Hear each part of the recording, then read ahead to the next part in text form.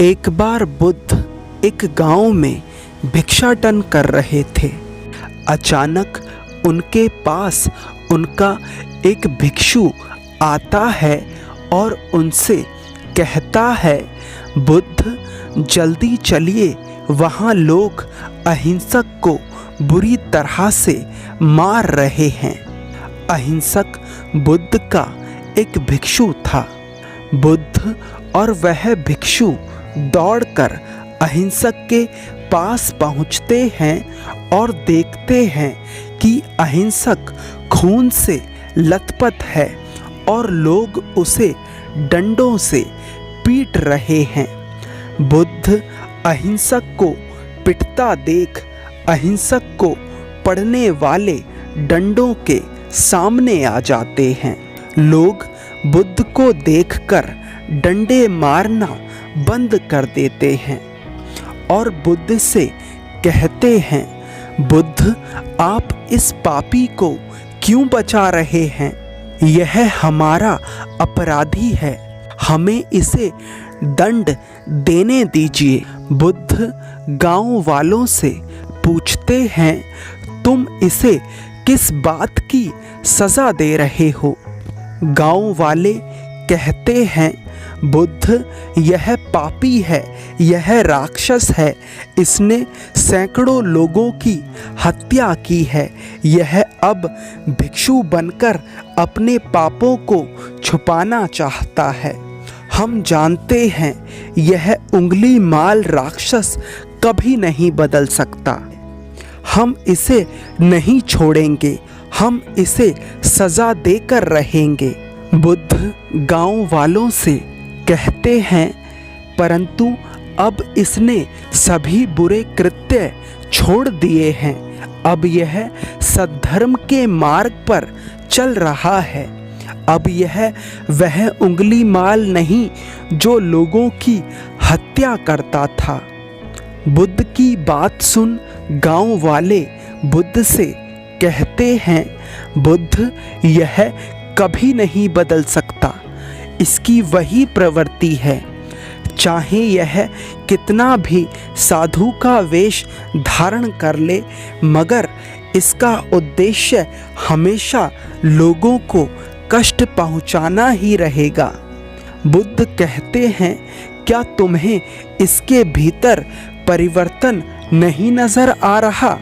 गांव वाले कहते हैं, नहीं बुद्ध, यह कभी नहीं बदल सकता। बुद्ध कहते हैं, अगर यह पुराना उंगली माल होता तो क्या तुम में से कोई भी इसे एक उंगली भी लगा सकता था? क्या तुम्हारे भीतर इतना साहस होता? जब यह उंगली माल था तब इसका भय ही तुम्हारे लिए काफी था। तुम इसे पीटना तो दूर, देखने से भी डरते थे। मगर अब जब इसने सभी बुरे कृत्य छोड़ दिए हैं तो तुम इस पर अत्याचार कर रहे हो। अगर यह पुराना उंगली माल होता तो क्या यह तुम्हारे डंडे चुपचाप खाता? तुम्हें यह तो दिख रहा है कि यह पुराना उंगली माल है, परंतु तुम्हें यह नजर नहीं आ रहा कि यह नया अहिंसक है जो अब पूरी तरह से बदल चुका है। इतने में ही वहाँ एक बूढ़ी औरत आती है और कहती है, हाँ, मैंने यह बदलाव खुद अपनी आँखों से देखा है। एक बार मैं वन से गुजर रही थी। उस वन में ही एक स्त्री पीड़ा से करहा रही थी। वह स्त्री प्रसव पीड़ा में थी। मेरे सभी प्रयासों के बाद भी मैं उस स्त्री की कोई सहायता नहीं कर पा रही थी। तभी ये भिक्षु वहाँ आते हैं और मुझसे पूछते हैं, बहन क्या हुआ, क्या समस्या है? मैंने इन्हें पूरी समस्या बताई। मेरी बात सुनने के बाद ये भिक्षु वहाँ से चले गए। बुद्ध कहते हैं, अहिंसक सीधा मेरे पास आता है और मुझसे पूछता है, बुद्ध, एक स्त्री गहन प्रसव पीड़ा में है, मैं उसकी सहायता करना चाहता हूँ, परंतु मुझे समझ नहीं आ रहा है कि मैं क्या करूँ।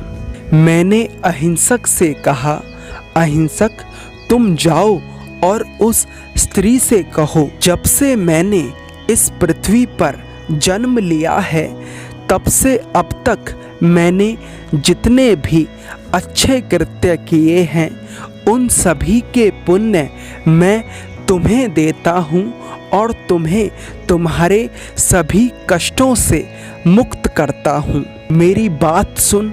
अहिंसक मुझसे कहता है, परंतु बुद्ध, यह तो गलत होगा, क्योंकि मैंने बहुत सारे बुरे कृत्य किए हैं, बहुत सारे लोगों को पीड़ा पहुंचाई है।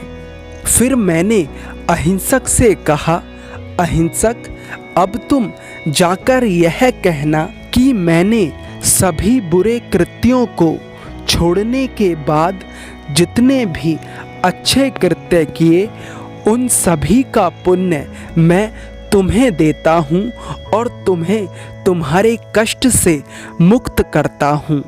अहिंसक, तुम्हारे द्वारा किए गए सभी पुण्य कृत्य तुम्हारी धरोहर है।